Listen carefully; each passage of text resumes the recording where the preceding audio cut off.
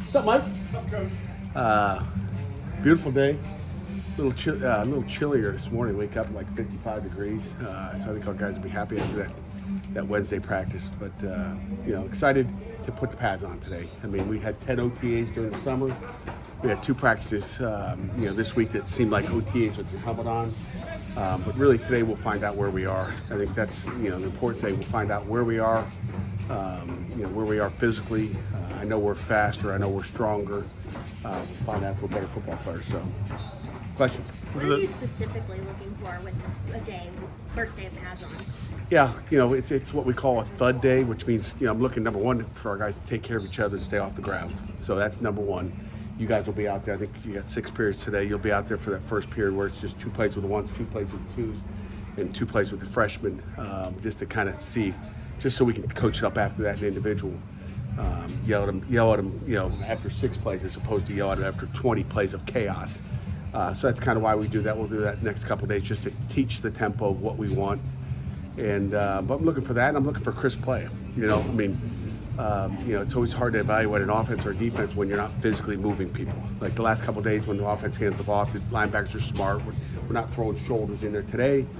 Shoulders, and there's going to be leverage. There's going to be, you either move a guy off the ball or you don't. You always have the quarterbacks in red. Has there ever been a time when you've taken an otherwise healthy offensive skill guy at another position and put him in red for your live drills or scrimmages? Yeah, we'll do that, no doubt about it.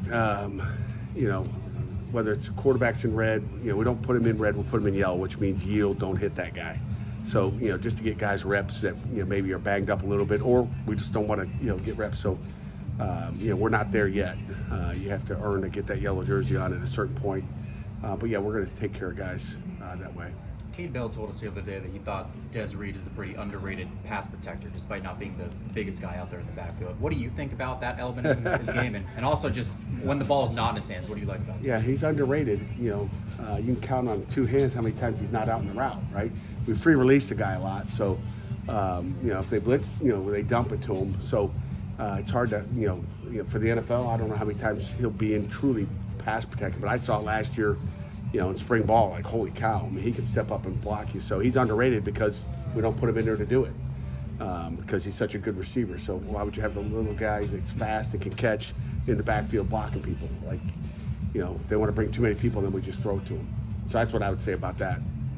Kind of along those lines, your tight ends didn't stay in the block much last year either. I feel like they were always out running around. Is that just how this offense works? So you just 5 guys and go with it? Yeah, that's how the offense works. I mean, I want to say it's empty, but it's getting 5 out and throwing the ball and knowing where to go with it with the quarterbacks. And that's what you see out of our quarterbacks right now. Again, just knowing where to go with the ball right now. It just seems different than a year ago.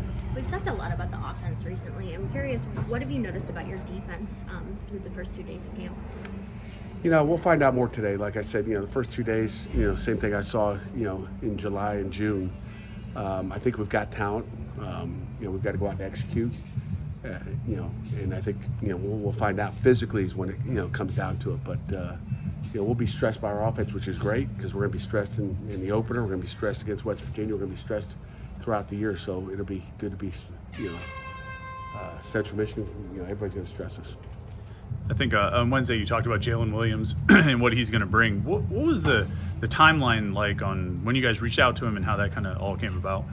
We were just kind of playing it by ear. So we've been in touch with him for a while, and then, just waiting to see how Derek was feeling, what we were going to do there, and getting his thoughts on the process. So it's just, it's a slower process, but we were okay with. And again, we're just getting Jaylen needs to get in shape. He's not in great football shape right now, so we'll get him where he needs to be here. He just didn't have the whole summer like the rest of the guys with Coach Stack.